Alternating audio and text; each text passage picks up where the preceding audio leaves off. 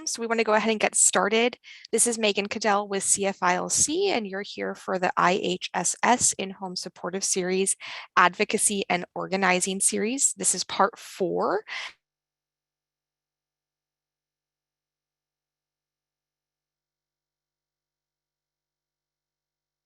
To our platform today. Next slide. Thank you, Russell. So we do have captioning available. We have captions that you can access on the Zoom toolbar. You'll go down to your toolbar and look for the CC or live transcript button. When you click that, go ahead and look for the option that says show subtitle, and that's what you'll select to see the captions directly in Zoom. We also have captions running on stream text. If you'd like to follow along on a different device, we just shared that link in the chat. And stream text allows you to modify the font size and change the color contrast. So please go ahead and check that out if you'd prefer to follow captions that way. We will have an opportunity for questions at the end of today's webinar. So please go ahead and send questions that you have to us throughout the event in the Q&A box. And if it's more accessible for you to raise your hand to ask a question, you can raise your hand on Zoom and we will come unmute your line so you can ask that question during the Q&A. Thank you for joining us today, and I'll pass it over to Russell to kick it off. Great, thank you, Megan. And welcome, everyone. I am really happy to welcome you to the 4th installment in our IHSS In-Home Supportive Services Advocacy and Organizing series. Just a brief outline of the goal for the series. Our goals for today, or for the series, are to educate, mobilize, and empower. This is the 3rd part of a 4-part monthly series dedicated to positive systems change for California's in-home supportive services system. And these sessions are every 3rd Wednesday of the month from 1:30 p.m. to 3 p.m. So here's a brief roadmap of the entire series. Part 1 was how did we get here? And that was in August. Our second part was a grassroots survey development. That was in September. Our part 3 was our budget and policy deep dive, a deep dive into the budget and policy of the in-home supportive services program. And that was last month in October. And then now we are at identifying our issues, today's topic. And then finally, next month, we will conclude the series with building our coalition and mobilizing for action. And the registration link is here located on the slide. The URL for this is http://tinyurl.com/DO network IHSS and the number 5.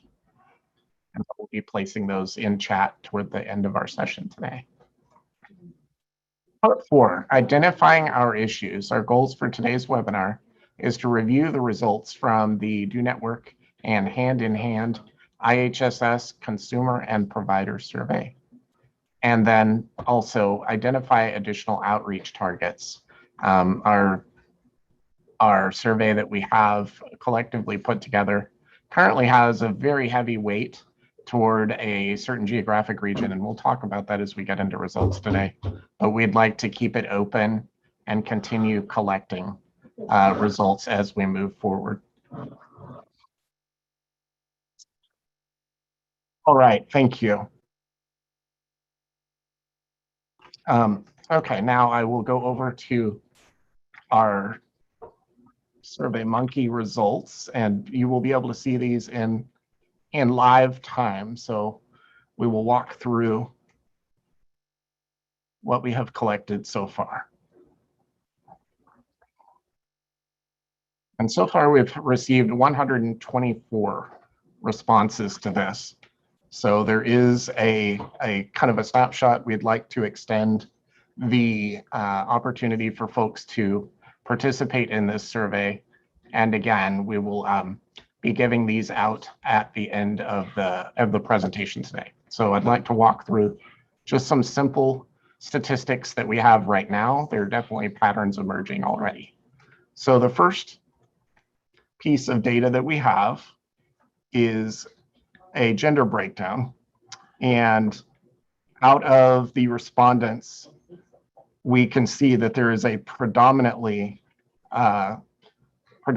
female, people that identify as female or using she, her pronouns, was 80%, over 80% of the respondents.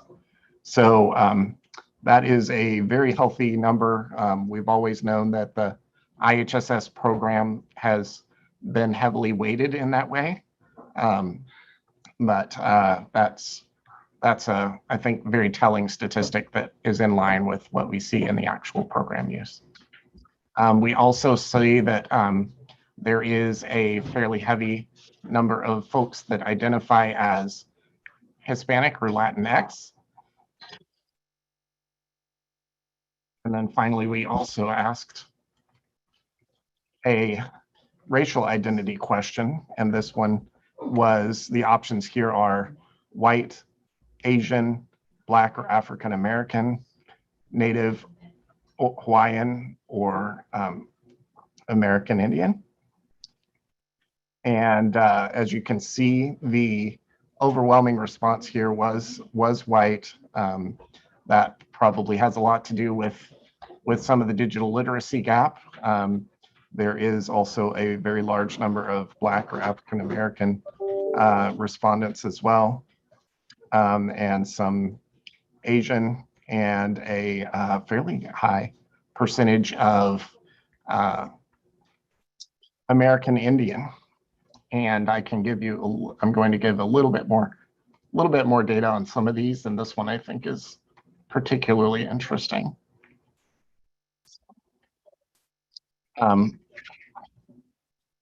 This one, there were 6 of the respondents that identified as American Indian or Alaska Native, and I found that to be interesting and telling. Next question was on if folks are providers or recipients, consumers or recipients. The breakdown was pretty close. Of course, we see a little bit of the breakdown here is that there is a bias toward consumer of over 50%. That number is actually 52%. And then a provider number of 37%, just about 38% actually. And then there was actually 5 respondents that responded as being both providers and recipients. And then there were 7 respondents, or about 5%, said that they were neither providers or recipients. And that had been something that the group had asked to be added. So I'm seeing questions about the data, and that is something that we will be pulling together a big report on. I feel like this data is not yet ready to publish because of the bias toward the Southern California region, and certainly we can talk about what that looks like as we go forward. But just know that this is the live data that we're seeing right now, and I plan to put together a report with our coalition that we can actually put out to the entire community and have this going forward for our advocacy efforts. So our goal was to get 200 providers and 200 recipients of IHSS, and we're roughly halfway there. I'd like to see at least double the amount of what we are seeing right now. I can, hold on, let me see if I can make this a little bit larger so that increase the size here.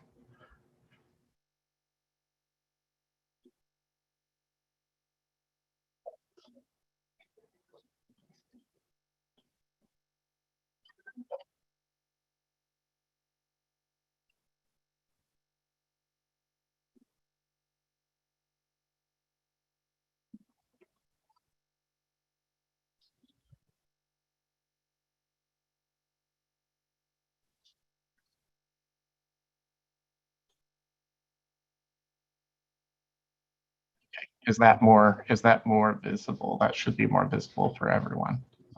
I apologize that was in a smaller fashion originally.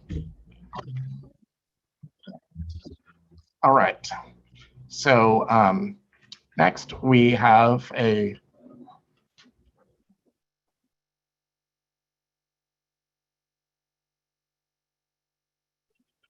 receive IHSS support from. So this is a question about folks where they receive the IHSS support from either a relative who lives with them, a non-relative who lives with them, or a relative who doesn't live with them, or a non-relative who doesn't live with them. And I found it very interesting that in our survey, that the overwhelming response was over 60% are non-relatives that do not live with the person that they are with the recipient. So the consumer and the recipient are not living in the same place, and they are not related. And that number for that value is 68.69. So we've got almost 70% of the people that responded are not related to their provider and do not live with them.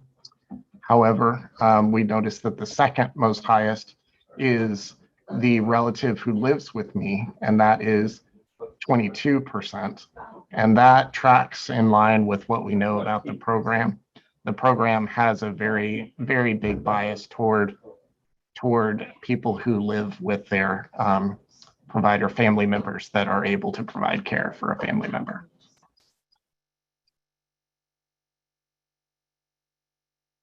Okay, the next question that we have, and this was also interesting, I believe, and shows some of the actual community breakdown that we probably wouldn't get otherwise, is I have looked for IHSS providers via the provider registry and am successful. The options here were most of the time when I use it, rarely when I use it, never when I use it, or I haven't ever tried to use it. And the breakdowns were pretty interesting here. I think that a lot of folks had seen some success. And again, I think that this is very, the statistics break down that a large number of folks were responding from the Los Angeles area and using the Personal Assistance Services Council, or PASC, public authority registry. And that is a registry that is unique in that it is an independent public authority. That public authority is not part of the county's function. So they've developed some additional, I think, infrastructure and support around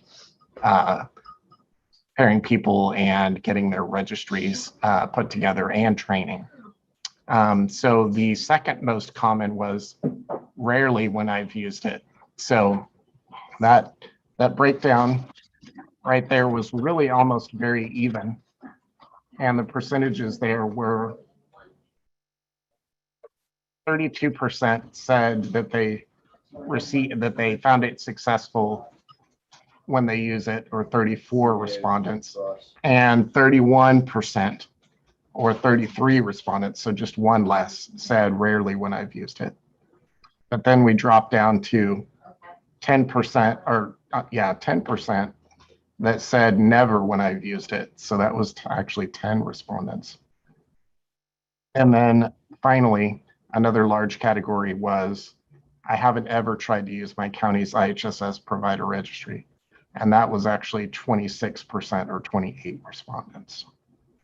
So I think we're seeing that, I think this is in line with what I know about the LA area, and it definitely tracks with what we've also heard, where there's a large number of people who find that it's not successful or rarely successful. So I think that definitely shows something also interesting, is that the large number of people that haven't ever tried to use the provider registry. Okay.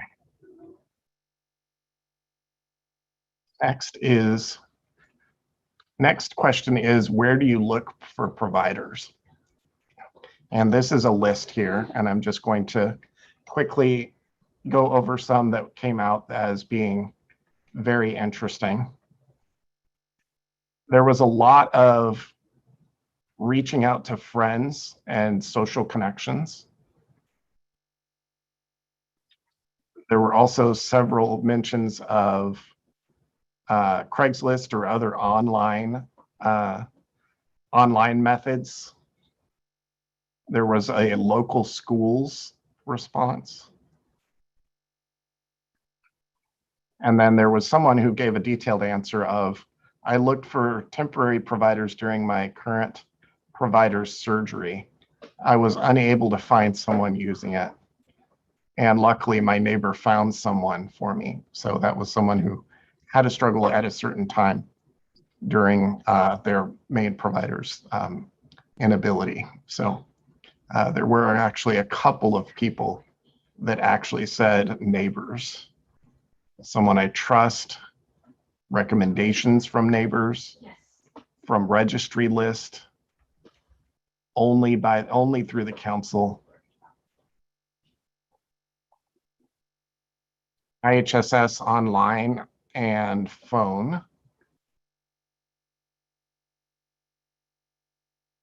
And then someone actually said provider bank and backup that never works. So that would have been the provider registry.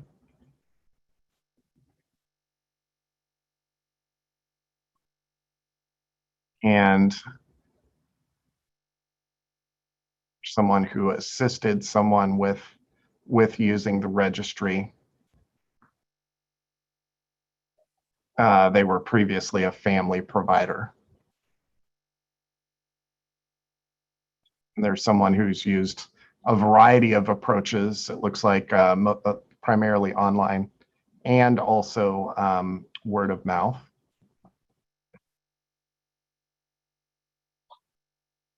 And then there is a Facebook or IHSS group or advertise on care.com. And care.com is actually a paid service, I believe, for a lot of folks to be able to put listings. There is some mentions of senior centers. I saw a senior center, and here we see Santa Clarita Senior Center.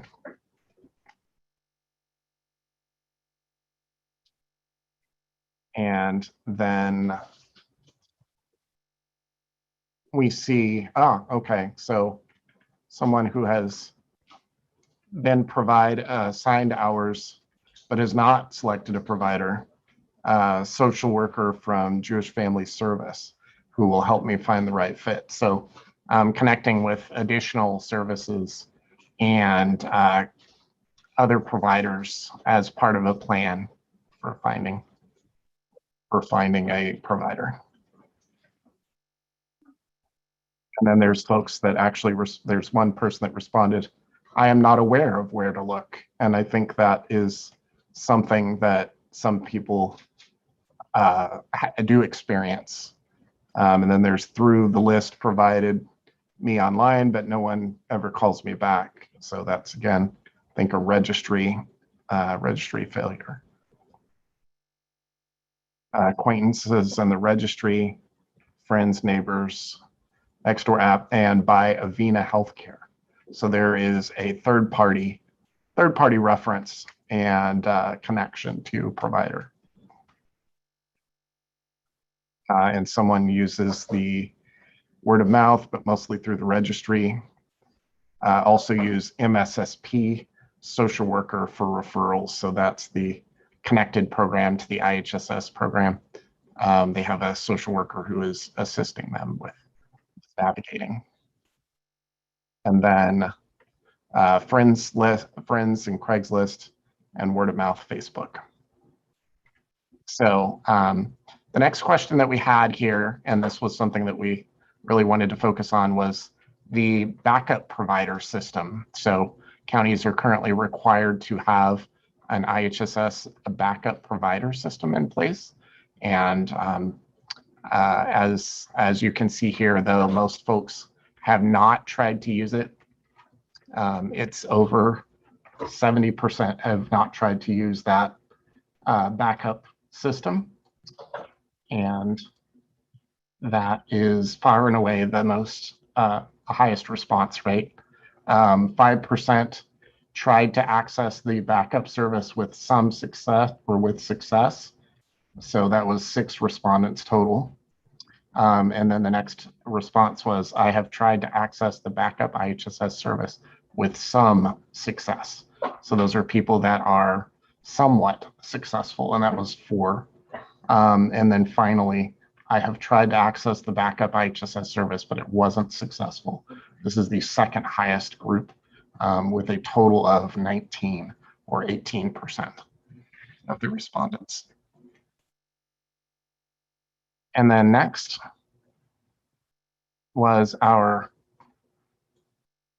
I have needed backup providers since the beginning of COVID-19, the COVID-19 pandemic. And most people, fortunately, said no. It is over 60%. And that number is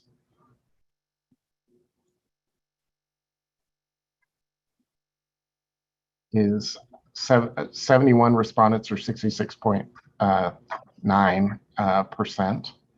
And then the yes percentage, though, was quite high at 35 respondents, or 33% of the respondents. All right. Next is the provider-facing question of, and this was a ranking list. So we really wanted to get into a lot of the deep issues here. And the first one is, there is a shortage of workers, or it is difficult to attract and retain workers. So that was just slightly above everything else at 36%. So 36% of the respondents, or 45, said that this was the, kind of a really important issue. The second most common, the second highest, and this is from, that consumers felt were the most important. Providers want and need higher wages, and that was 32%, or 40 respondents. And then third was actually the way hours are assessed do not account for the length of time of tasks or take into account all of the tasks that are needed. And that one was 26%, and 33 respondents said that that was a major issue. And then above that there is not a backup provider system in place. And people were ranking this one really high. This was 25%, or 31 respondents said that this was a major issue, but 25, the equal number, 31% or 25% also ranked this just one step lower. So that's why you're seeing this, I think, so elevated. It was a very highly important issue. People, I think, felt like this was probably the second or third most important issue. And that's why the bar graph shows as it does. All right, next was lack of consumer representation in public authorities. This is something that we've heard a lot of. This was very highly ranked at the spot that it's in the slot. It was 45 respondents, or 36%, said that this was the fourth most or fifth most important priority. And then finally, the last one is the electronic visit verification implementation. and people were concerned about the electronic visit verification implementation that requires geo or GPS timed tracked timesheets, meaning that people are concerned about the website's inputting of data on where people are receiving services. And that process is still being rolled out by the Department of Social Services, so it's not yet fully implemented. Certainly folks are feeling that one is important, but it is near the bottom of the list, with folks feel 46% or 58 respondents feeling that it was in the spot that it's at the 6th. And then we did have a high number of respondents with other, and I will review some of these, which are, I think, really get into some of the bigger ideas that we can talk about, but certainly I think folks have a lot of worry around a lot of concerns about a lot of aspects of the program that may be tied up part of these other parts of the program.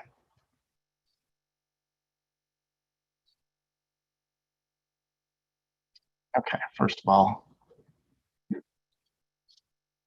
we have allowing for gas mileage. That was one that came up several times. Parking issues actually came up a couple of times, issues that providers have had parking. Social workers or not social work. Once the provider had an issue with submission of W-4 forms, I've heard this, tax information and getting the right tax forms into the system. Providers have expressed difficulty with that.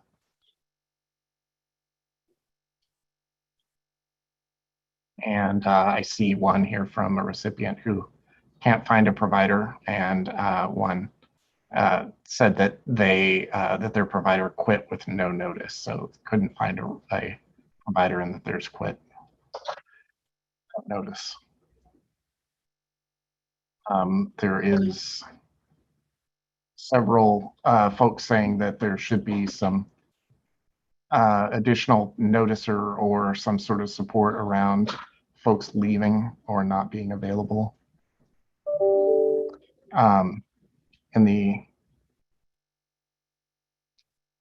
Here's one from a provider who says that their client or their recipient needs additional assistive technology, but isn't able to find resources for acquiring assistive technology for their client recipient. So that's something I think that could be, with the right programmatic connections, could be solved. So perhaps better connection with the IHSS programs, social workers, and other outside support systems like assistive technology programs.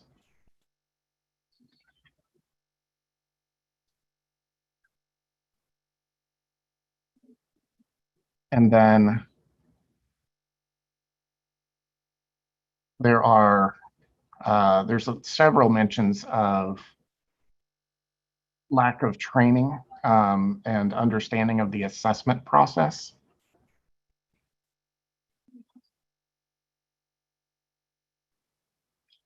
And there is several mentions of gasoline concerns, folks, providers concerned that they are expending gas and not being compensated, or needing to run errand tasks, and also not feeling that the IHSS program fully supports those errand tasks in the way that is helpful for the recipient. Okay.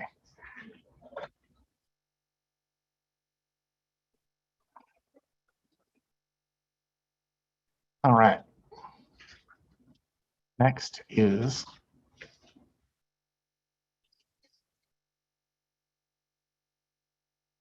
another ranking. One moment, let me refresh this page.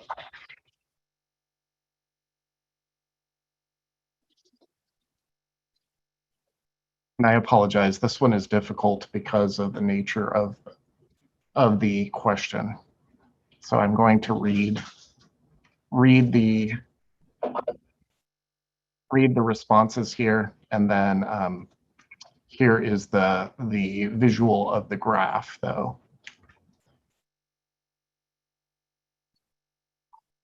All right. So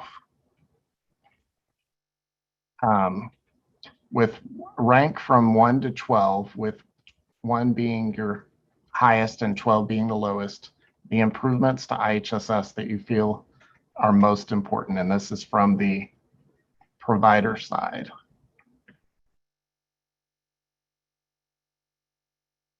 So this was the first ranked is there should be a major change to recruit more providers. And that was the number 1 at 21% or 24 respondents. The second, that's the first. That is the one that is listed first. So that's the first bar graph that you're seeing, was that there should be a major campaign to recruit more providers. So not the absolute highest overall, though, which was that IHSS providers should be paid at least $20 an hour. And that one received 39% or 45 respondents indicated that that was the utmost importance.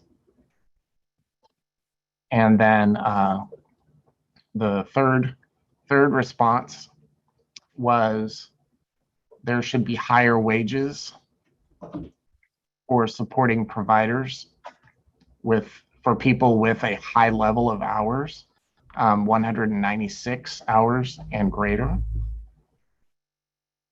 So that's folks are starting. One of the things that we had heard in the community was that certain tasks are certainly more intensive in certain ways, particularly physically or skilled. So people that receive a high number of hours receive these hours because they have such expansive needs, and folks feel like that there could be a higher wage for that specifically. And the next bar in the bar graph is IHSS providers should receive paid vacation time and more sick leave, more paid sick leave and healthcare benefits. And there have been reforms to the program that have enabled paid sick leave and healthcare benefit access, but those are very, very limited, as we know. So those that remains a very top priority at the 4th position. And then the 5th is the state should assist in paying for providers' fingerprinting. I think a lot of folks find that to be very difficult to begin providing the care and having that out-of-pocket expense that can be pretty steep for getting folks in to the system as providers.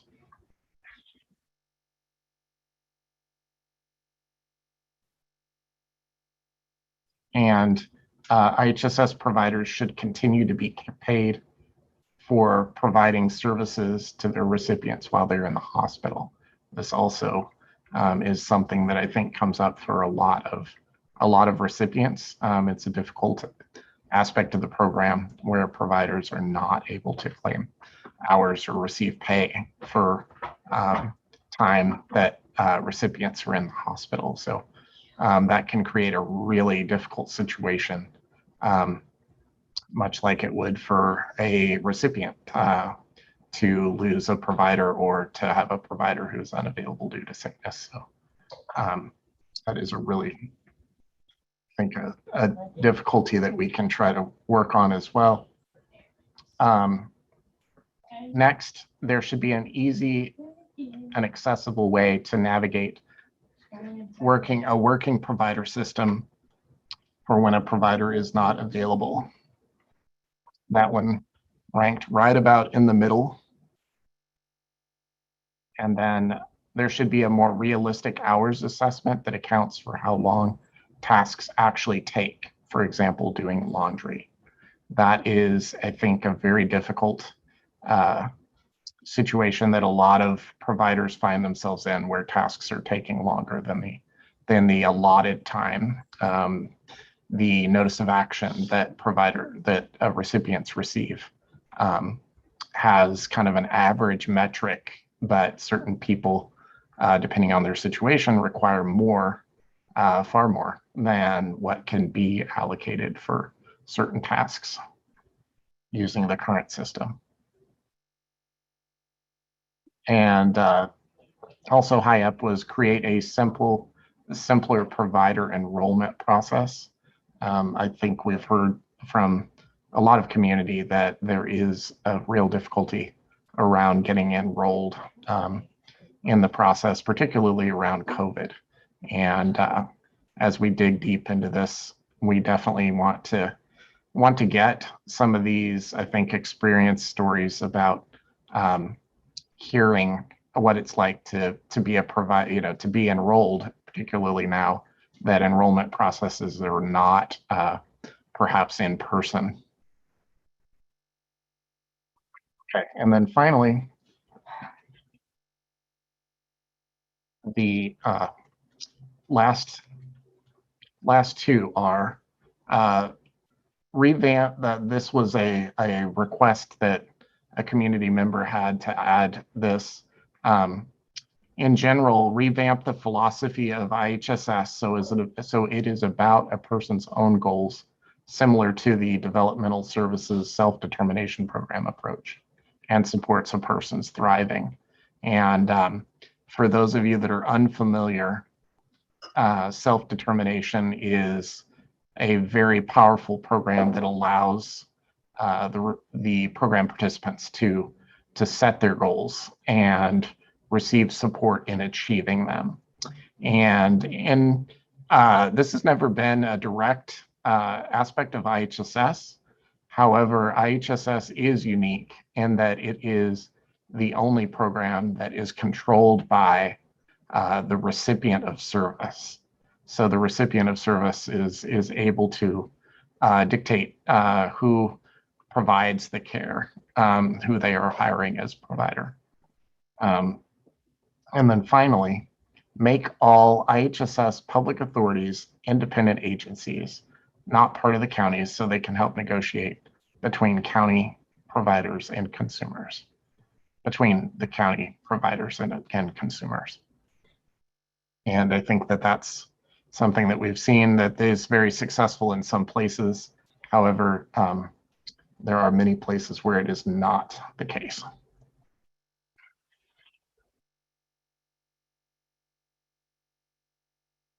All right, and then there is a question that we've asked everyone, and some of these are really I think the answers are very, very revealing. Are there any improvements you'd like to see that are not listed above? And we added another way to think of this. If you could wave a magic wand and make 1 or 2 improvements to IHSS, what would those be? And we received a good number of responses here, knowing that this did take some additional time and energy to put together. So about half of the respondents did answer this question. One person added, home visits feel adversarial. This may be unavoidable with the current system, but I'd like social workers to have an attitude of collaboration. I've had 1 or 2 social workers who take this approach. We shouldn't have to fear those visits or think of them as potentially harmful to our lives. And I think that that's, that is a real issue that I've definitely heard, and the anxiety of that is very real. I definitely recommend for those people that you connect with that you hear are in this situation that they talk to some other folks that are connected to the program. In-home support or independent living centers can be a great place of support for this particular issue because there are folks there who can help support you along the way. They've seen people navigate these processes and can provide some real experiential assistance in helping folks feel supported because it's really very scary, I think, especially for first time folks who have been reassessed for the first time who aren't maybe prepared, or if they're applying for the program and aren't getting the appropriate number of hours, it can be very much linked to that, what that first visit or conversation with the social worker looks like. Here's someone that said transportation should be reimbursed if the provider must travel an hour or longer to the consumer each way. And that's certainly an issue for some rural or highly urban areas.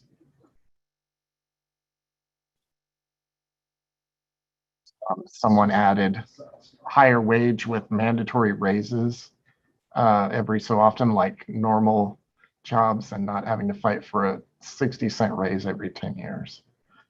So folks feeling the real pressure from lower wages. Here's a easy process in submitting tax forms for federal and state withdrawal for non-live-in clients. And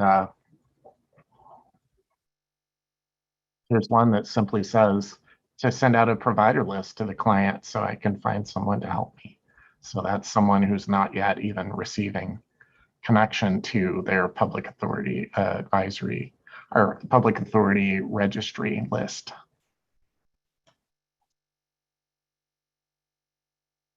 Accessible office staff is here several times as well.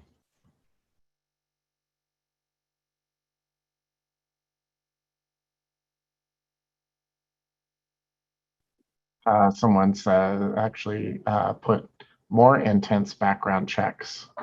They're saying that the safety aspect is very real for them. Here's one that says place more emphasis on the need and participation of IHSS advisory committees. And I think that's something that we are already identifying as something that can be easily elevated through our organizing work. So that's something that I am eager to see about starting with our coalition to build, because that's the place where we can give the most impact or have the most input into the program.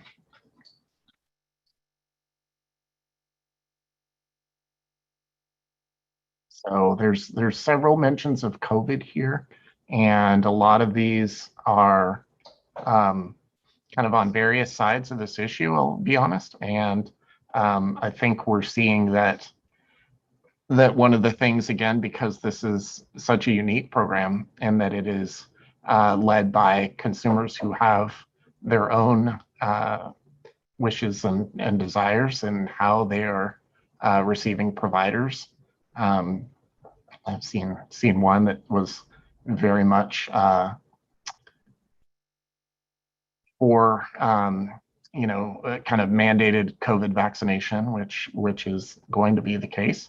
And then some that were concerned that was creating barriers. So I think maybe even exploring what kind of support is the public authority giving to providers and what kind of support are social workers giving to recipients on vaccination would be something that I think is an interesting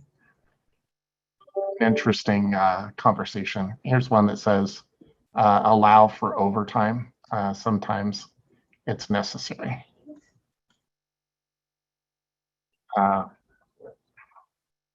And here's someone who's, again, giving a very personal story as a provider.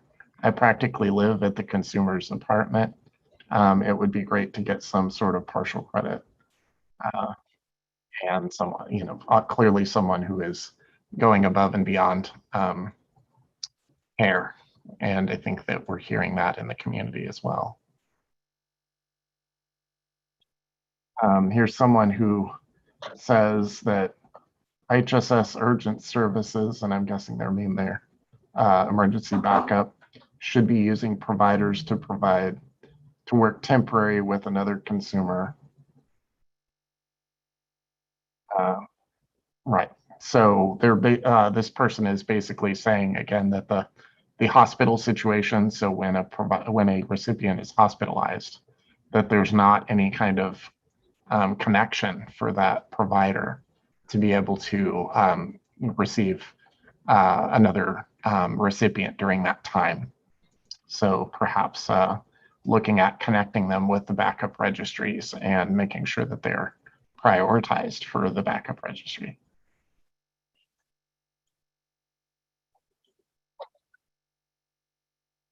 Let's see.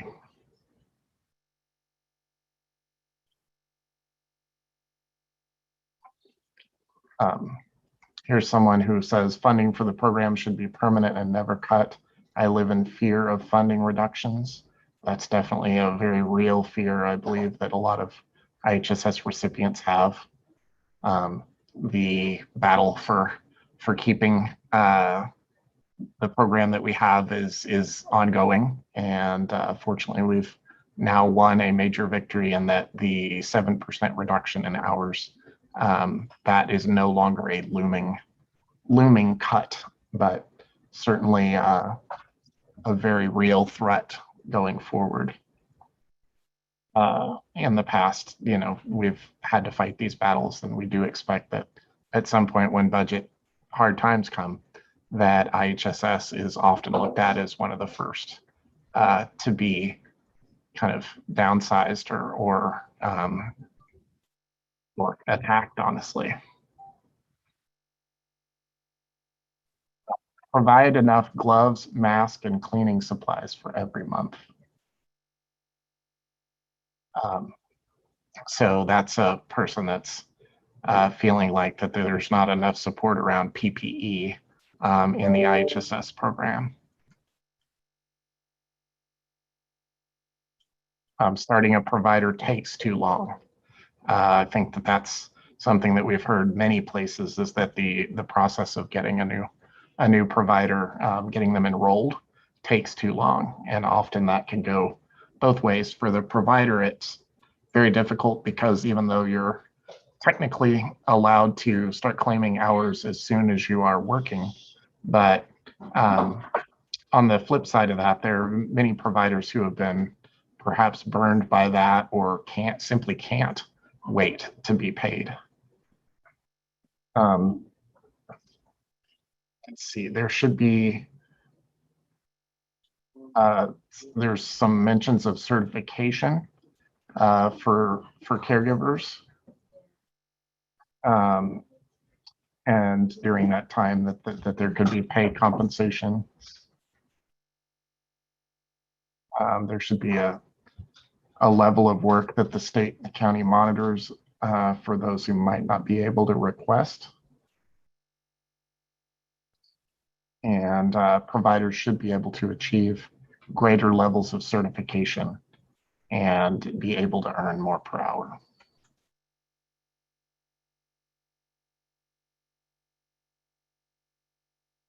Okay, here's one that says that providers should have work IDs.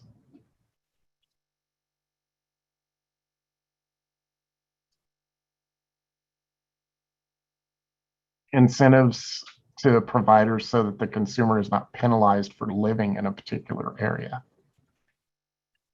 So I'm guessing that means that this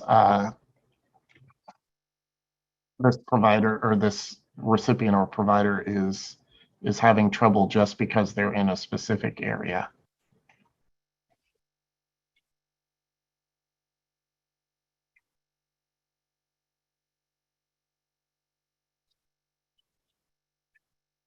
Here's someone who is receiving service that says, consider the amount of time that it takes us for us to accomplish tasks.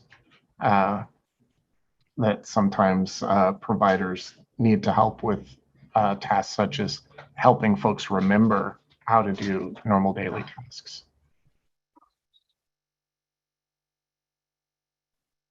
Here's one that says social workers should be able to utilize email to communicate with the recipients.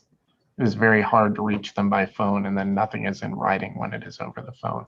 And I know that some counties do have the option to utilize email, but perhaps that's not a universal thing.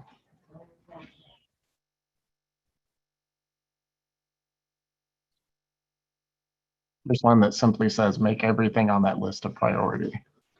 So we know that they are all definitely priorities.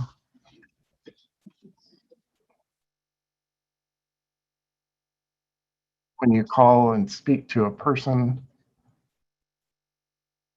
preference would be, okay, so this person is saying that the call centers itself are very difficult because it's hard to get back to speaking to a particular person.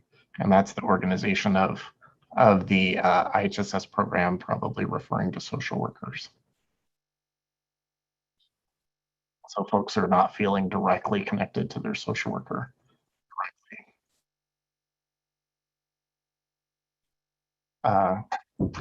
Offer providers medical training for consumers requiring certain medically necessary tasks, administering medication, basic emergency medical training. Public authority, IHSS public authorities should be offering some of this training now. These are required things. So finding out again what kind of breakdown there might be there is really important, and also expanding those trainings.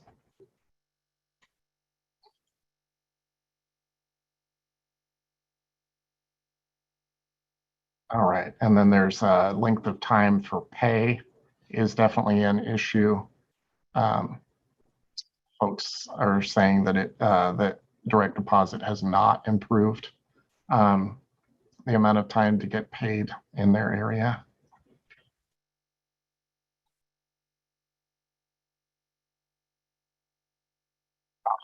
Make a website so consumers can leave messages for their workers. So perhaps leaving a way for consumers to leave a message for their social worker. I think that ties into the email conversations as well. This person says phone line wait times of are sometimes 1 hour or more.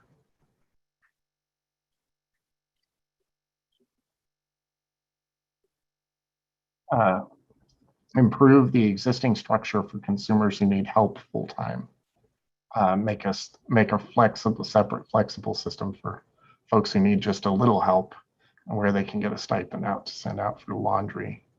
Have a housekeeper come in regularly, pay for grocery and delivery. Okay, so this person is perhaps recommending that that there be some supplemental options for folks to use, perhaps other forms of getting tasks done. So having the option to send out for laundry, for example, or have a housekeeper as part of the system as well. And to help with grocery and prescription delivery and fees. There's definitely some paperwork mentions of paperwork being needing to be resubmitted multiple times because of inefficiencies in the IHSS program. There's a mention of retirement benefits or some sort of additional benefit like government employees.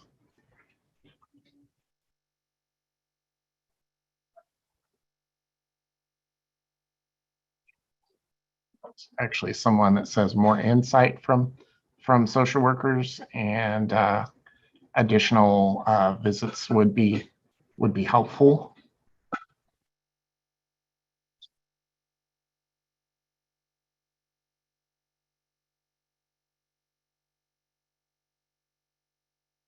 And there's quite a few mentions of sick leave, expansion, needing to expand sick leave and time off pay.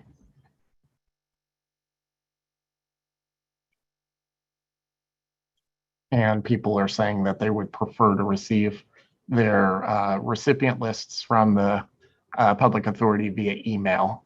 Some counties already do this. Some might not be moving to those systems currently, though.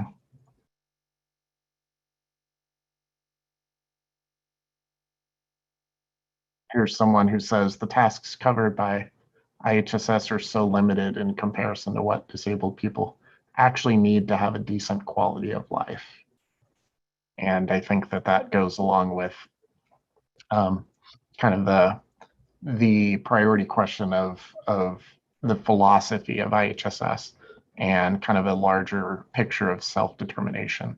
Also, the IHSS program is only one aspect of this entire process, but certainly I think more can be done to connect IHSS to kind of an independent living philosophy or bigger network of services.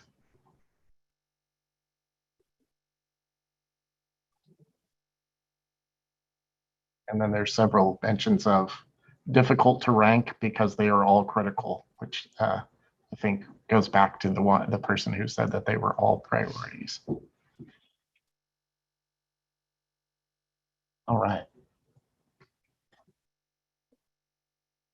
And then we have a final question of what supports and services do you think need to be covered that are currently not? And I've seen several mentions of English language instruction or inappropriate language instruction. So, English language instruction being the only available option. And specifically a request for Mandarin, training in Mandarin, and assistance with communication as well.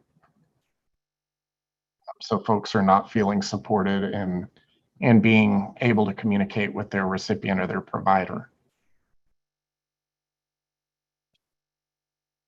Help with communication to doctors and other healthcare professionals.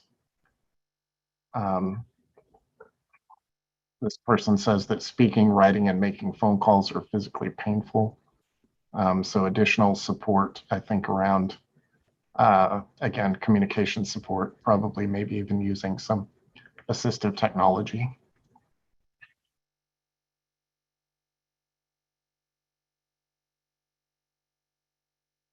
Respondent that's actually said, I am okay with my present provider, so far with my present provider. So there are several people who have taken the time to say that they are satisfied with what they're receiving.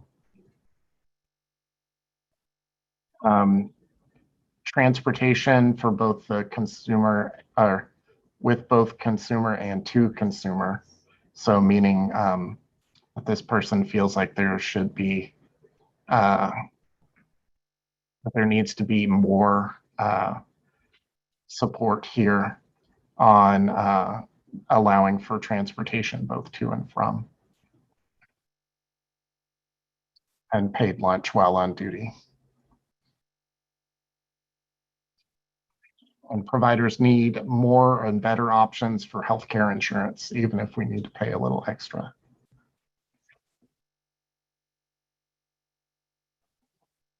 Free local trainings to provide skill trainings using different lifts, dementia trainings.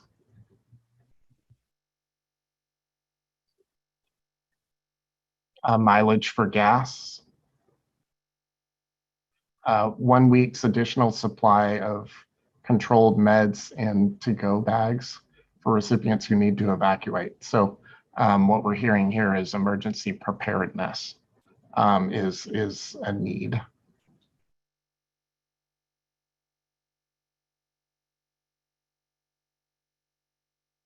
Developing technology, equipment and skills for telehealth and prevention of social isolation, training and support for consumers and resources that they can turn to manage the process. Increased support for caregiver development resources, especially in the area of aging and preventative care.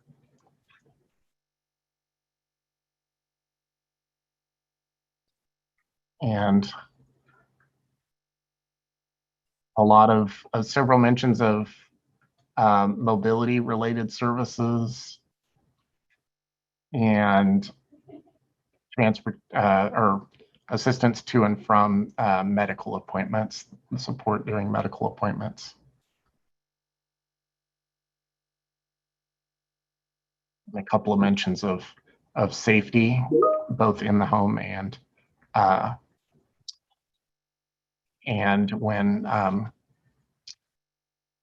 when hiring new providers. All right, and that's the summary of the snapshot that we have right now. And I've seen that there are several good questions in the chat, and I'd like to invite everyone to use the Q&A if they would like as well. I'm going to turn off my screen share now and turn on my video again. And we will go to the Q&A. So I know that we have just a couple of questions. And at this time, if you feel comfortable coming on and speaking when we have identified you, to continue maybe a little bit more about what you are, your question to add to it, that would be fine. Let's see, the first question here is, what is the explanation behind why IHSS is so heavily weighted toward women? And this is from Maxwell. So we've heard that this is largely because women tend to be, there's a disproportionately large number of women who are accessing Medi-Cal in general. And women tend to be, I think, without perhaps some of the supports and services that that some others might have, some of the natural supports and services.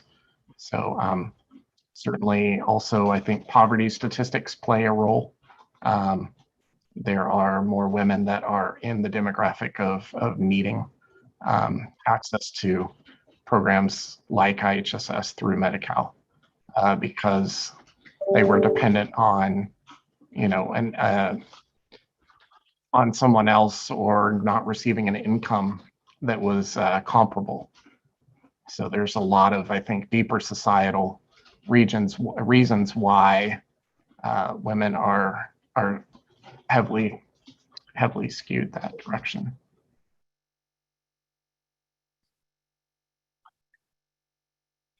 All right, and I'd like to go ahead and open it up for any additional Q&A questions. Is there anyone who would like to add anything to the conversation or see that we focus on something in particular that was not represented?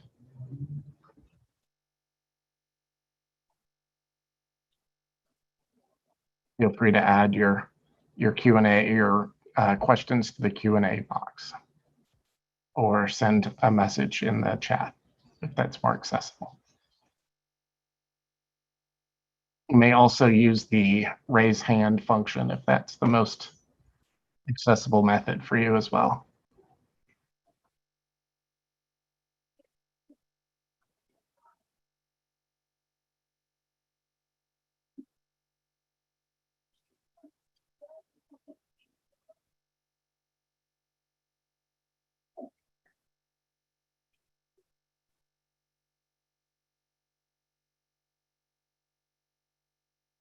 I see a question of, can we continue to collect responses to this survey? Absolutely. Absolutely. I'm going to bring up the slide here and put in the chat the information for the survey.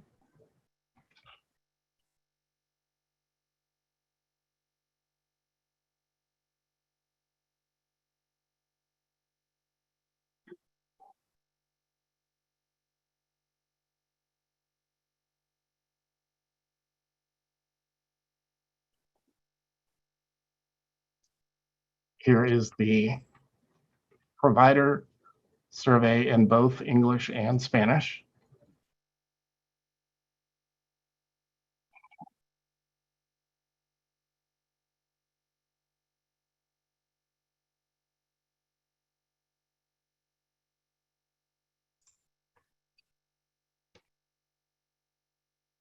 Is the list or the links for the survey are here. I am going to place that in the chat right now.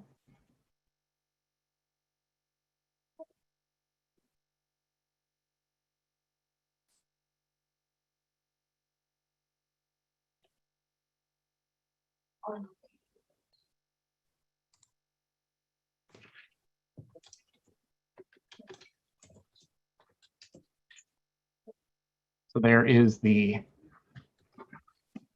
links to the survey in both English and Spanish.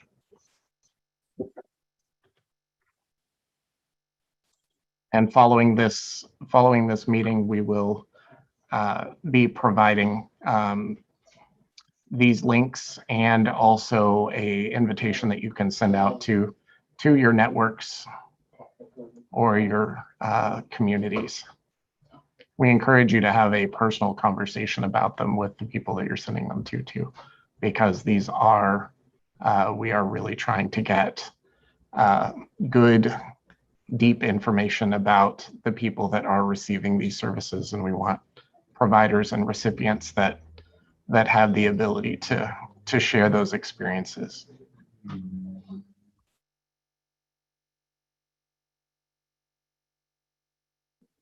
I see Goldie House has their hand up. Go ahead.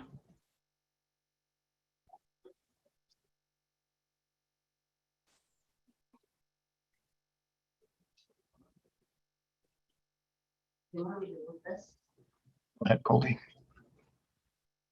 All right. Thank you. My name is Goldie House. I'm a systems change advocate from the Disability Action Center in Chico, California. I'm also on the IHSS committee. I'm also in a county where the public authority is also short-staffed, and it is difficult to access emergency backup workers. But I would like to encourage individuals who do have public authorities or committees that help their in-home support service workers to find your committee, bring those questions or comments that you want answers to the committee, because they are there to help make sure, to the IHSS committee in your area, because they are there and set up to make sure that the public authority or the providers or IHSS is doing this in the most equitable way possible. And most people, we hear it here just because CFILC has put out a survey and asked people and showed interest. And as we hear and we see all the numbers and information, there's a serious issue. If some providers can take the time to jot down some of these serious questions and or ways that they can help or how we can help the public authority better serve the clients, the recipients, and the providers. It is a difficult road. We're already pinching for monies that we don't have. Hence that public authorities is shorthanded. And it's a struggle there too, processing applications and intakes. Best way that we as the people in the community locate your IHSS committee or your public authority, figure out who you can submit these requests to get it closer to the table for action. Thank you. Thank you, Goldie. Follow-up question for you. It sounds like you're very engaged in your Public Authority Advisory Committee. Is your Public Authority Advisory Committee meeting regularly, and are they meeting virtually or in person currently? We are meeting quarterly. We are meeting virtually at the time. We will be having a forum to discuss either future online or going back into person our next quarterly meeting. Great, thank you. I don't know if you've noticed an uptick since the virtual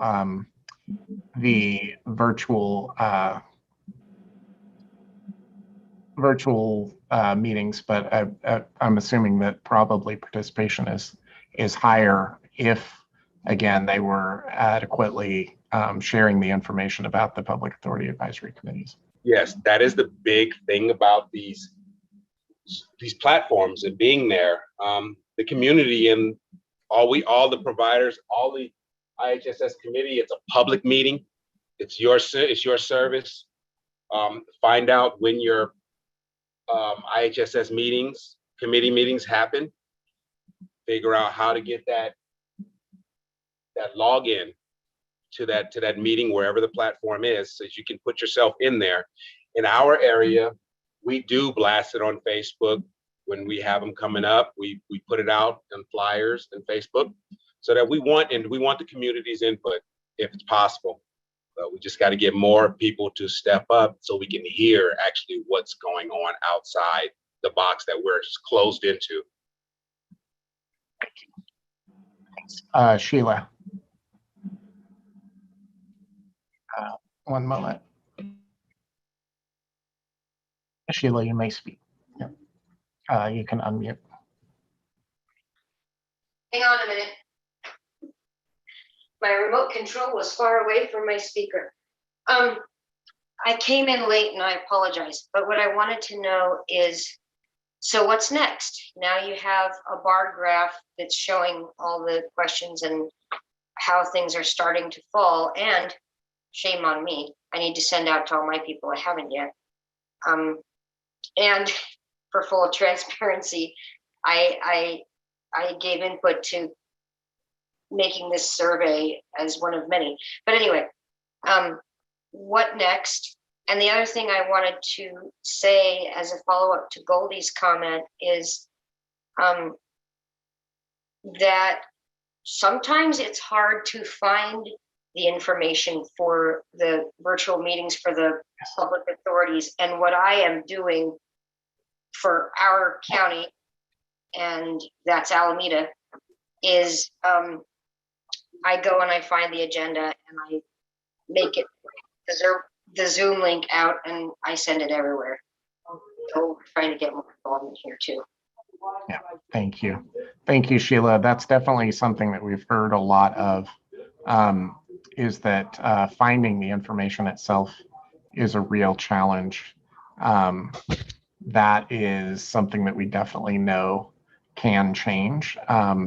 However, the counties, or the public authorities that are managed by the counties are very underfunded currently, receiving less than $7,000 per year in total budget. So certainly there may be some roadblocks there, but I think that one of the easy, again, things that we can look at doing is with public authority advisory committees, making sure that they are required to have that information up and available. I think in a uniform, or at least somewhat universal way, where every county's website has an easy way to search and find it.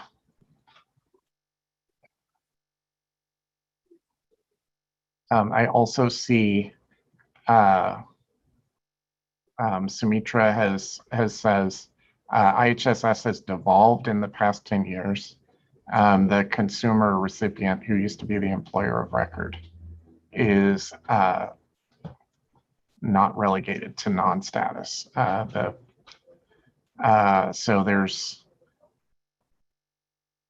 there's talk of putting the the self-agency back in the program.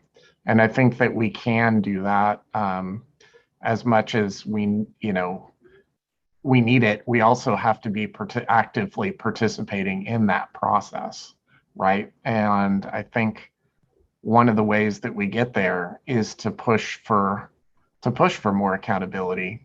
We've seen public authorities even as the only mechanism, and they've now been directly gutted.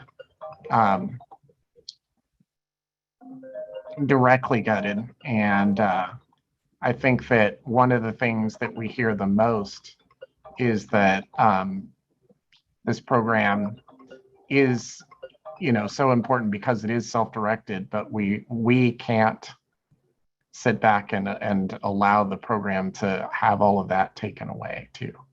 And Sumitra, I'd love for you to maybe expand on that just a little bit as like a final comment as we start to wrap up. One moment. Sumitra, go ahead. Oh, hi, can you hear me? I can, yes. Hi, I'm Sumitra, and yes, I've been working really hard from as much as I can do singularly, but also through my other groups. I'm part of the Leadership Council of the National Consumer Voice. Okay. A lot of problems, as you folks all know, with institutionalized care. So I've done a lot of research on the history of IHSS. I've been an IHSS recipient for over 20 years. And just in the past 10 years, I just can see, I personally am affected by the evolution of how it's just going back to where the IHS recipient is no longer relevant almost. Case in point, I could not even get PPE last year as a recipient. They wouldn't even allow it. They would only give it to the provider. And I think all this has happened from a policy aspect because of managed care. I think managed care is completely taken over Medicaid. And I think they're trying to push this into IHSS, which is, the history of it came from the Aid to the Disabled in 1960, where every recipient, the state would actually pay the recipient directly what they hired their providers or caregivers. And I think personally, that's what I would like to see again. There isn't any reason why that can happen, other than just a managed care entity would object to that. But yeah, I think we should go back. We should really push for something. I'm pushing on that on a policy level and all the other groups I belong to. I belong to a lot of national single payer groups that are trying to actually change our whole healthcare system. And I'm working a lot with folks on AB 1400, which is currently the CalCare bill for the state of California, to push it into a single payer system. And one of the things I work on is long-term care and home community-based services. And I think this is doable. And I don't think we should allow things like EVV. And even though technology can help a lot of us in a lot of ways, it can also be extremely detrimental. And I think that EVV was put in place not because it's in any way going to help the disabled or the people who are homebound who need care, but it's actually to just glean more money for the tech industry, because they were predominantly the lobbyists in that bill, as were the pharmaceuticals for the 21st Century's Cures Act, which is where EVV came about. So I'm really pushing on trying to get a bill or some legislation to not only get rid of that, but to at least amend it so we can request reasonable accommodation. So is there anything else sorry, I'm sort of jumping around, but I think the critical point is that I'm trying to make is that we need to really fight to keep IHSS and to bring a lot of it back to where the recipient is actually the employer of real record, where we have complete control and agency over our lives, and we can decide who we not only hire and fire, but we have actually control over the resources. Thank you, Sumitra. I think we would all agree here in our community that agency has been taken from us in so many aspects of our lives, and IHSS may be the one small corner where we have more agency than most, honestly, and not everyone even is able to receive IHSS services, and it's really great to hear that you're working on some of the much needed reform, I think, from the top down that we need in our healthcare options and pathways, especially for the disability community. And I absolutely agree that the self-directed nature and our very first installment in the series actually really focused on the history as well. And I think you're absolutely right that this was, in many ways started because that was needed. But I think it's only been because of that persistence that it's remained, where the recipients of the program are able to dictate, how their care is delivered and, within, of course, the confines of the program, which are extensive, but the care given through IHSS is far different than perhaps any care given in institutionalized settings or other forms of what we see as what we call our healthcare system. So it's really, I think, very important that we look at and think big, especially as we add on long-term services and supports conversations, right? So how do we bring not just make IHSS better, but also other services and supports that people with disabilities use? And go ahead, feel free. We've just FYI as a heads up, we've got about 4 minutes left. So feel free to give us a thought here, Sumitra. Thank Russell, you. we have a couple more hands up. Thanks very much for this platform. I just wanted to add that, yes, that's what I'm working on across the board. In fact, when I became part of the National Consumer Voice, there was just a complete dearth of anything to do with home community-based care, yet it's a long-term care focus. And the other topic I'm constantly pushing for all legislation is that direct care workers start at $30 an hour baseline. I think that's what we need to just constantly hammer. We can't equivocate. We just have to be very demanding because the system has the money. If they can pay $5,000 bonuses to guards, prison guards, they can sure as heck give it to the most important workers around that we can hire. This is one of the very essence of difficulties across all long-term care is that direct care workers get paid nothing in institutions and in any home community-based service. Thank you. All right, let's go back to Goldie. One moment. Goldie, you can unmute. Go ahead. Oh, did you not have your hand up? No, I got to lower it. I Okay, apologize. thank you. And then Sheila, did you have more to add? Your hand is still up as well.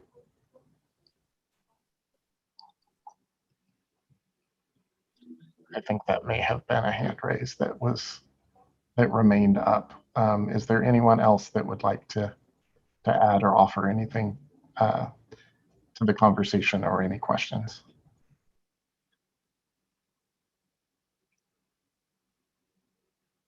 All right, well, I would like to thank you all for being here with us today. And thank you for being with us on this 4th installment. Our next action to everyone's, I think Sheila, you kicked it off really well by asking what's next. Next is that we build a coalition and start mobilizing around the issues. That we need to, I think, start with the self-control that we have,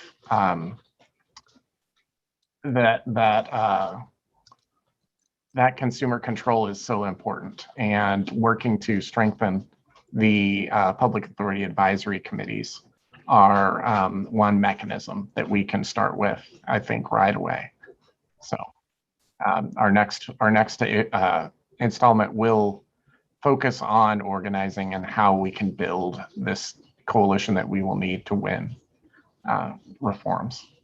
And also, I would like to add that CFILC has an upcoming Centering Community conference coming up, and we will have a workshop on HCBS and LTSS. That will be on December 2nd.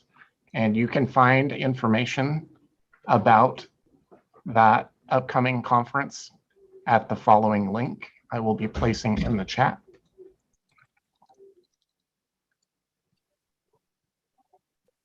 Thank you, Cameron. Cameron has shared the Centering Community website. That is an all-day conference, and we invite those of you who may be newer to this conversation or interested in learning more or finding out more about CFILC or the independent living work that we do, please join us. And I look forward to hearing from many of you in the future and continuing to work with you. So thank you again for attending today. There will be a short survey that will appear after the webinar ends today. Thank you very much.